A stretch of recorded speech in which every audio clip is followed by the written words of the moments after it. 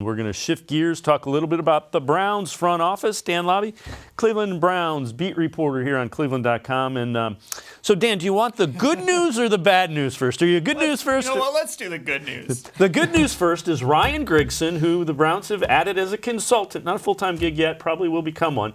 The good news is he was GM for the Colts for 4 years. They were 11-5. 3 consecutive 11-5. Good. That's the good. Now, do you want to know the bad news? I guess. You already know where I'm going with this. He's also the guy that thought it was a good idea for the Colts to trade a first-round pick for Trent Richardson.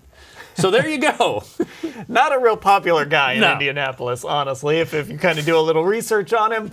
And but a guy that Andrew Berry knows well. And, you want some more bad news.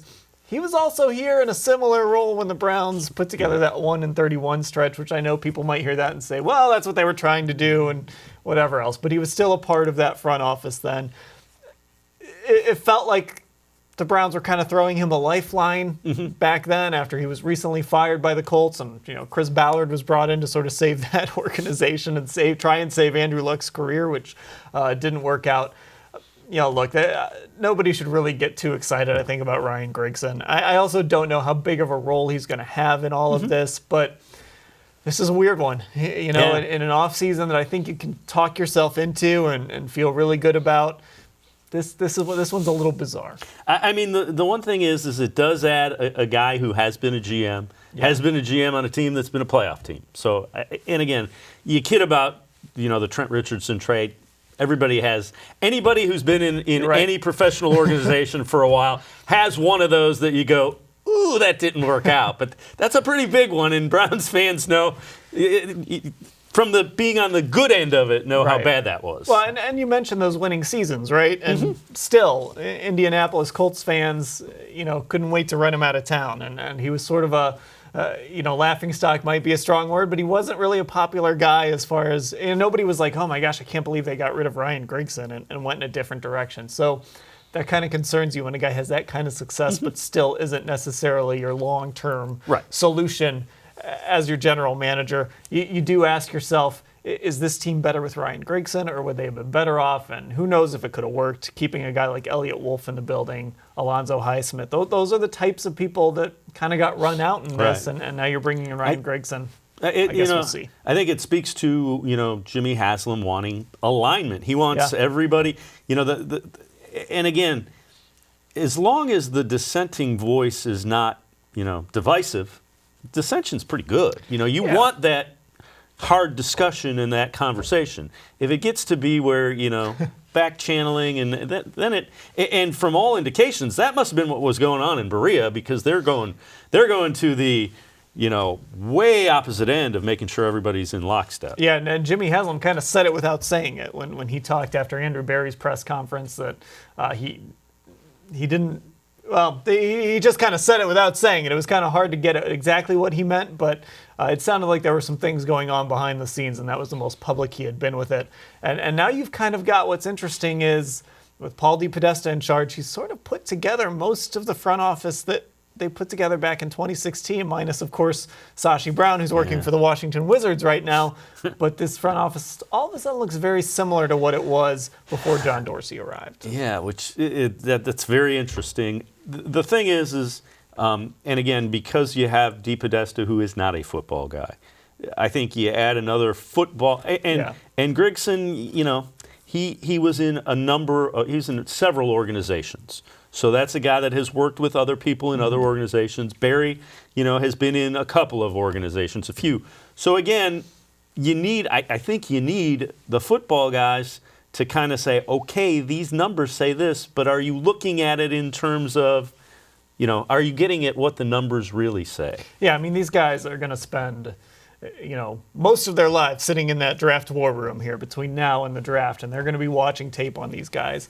And along with all the testing data and anything else that you're using, you've got to be able to look at the tape and say, yeah, this works. Everything lines up. Everything these numbers are telling us matches what we're seeing on film. And you've got to be able to watch that tape and know what you're watching. And I certainly think Andrew Berry does. I think Ryan Grigson does as well. They have a strong scouting department. Some guys that were here before, guys that were leftovers from the John Dorsey era. And I think that's one thing that kind of stands out. Andrew Berry spent a year in Philadelphia, but before that, he spent a year with John Dorsey, who is a scout's scout. Even though he held the GM title, I mean, that guy is as old school a scout as you can be. And Andrew Berry mentioned it in his press conference, spending that year with John Dorsey, learning that Ron Wolf style of scouting, where you scout the number one pick the same as you scout a guy that's going to go undrafted. I think that's going to help inform how Andrew Berry approaches this. Well, and again, the data is great and informed decisions are great. But at the end of the day, you're playing football. You're not running an obstacle course against a clock. I mean, that's what there's got to be that context. Yeah, I mean, we're going to go to the combine here in a couple weeks, and what do people like to call it? The underwear Olympics, right? I mean, you take information from that. Somebody can run an impressive 40 time. A guy like John Ross runs this super impressive 40 time, tests really well.